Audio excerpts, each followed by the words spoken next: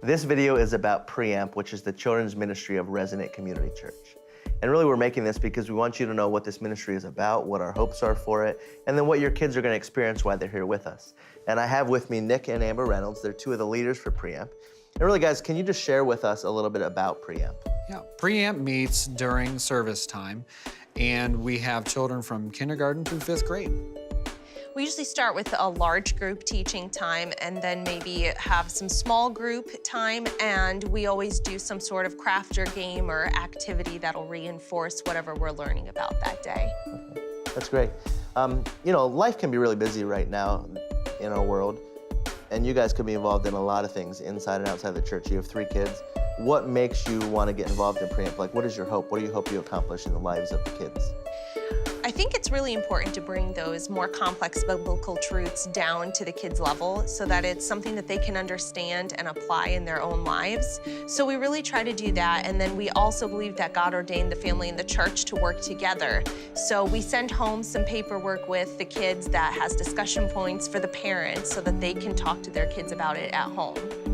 Yeah, I know I really appreciate those papers because I can be really busy in my schedule, but it gives me something to, number one, know what my kids are learning about, but number 2, that I can actually have a conversation with them about those things too.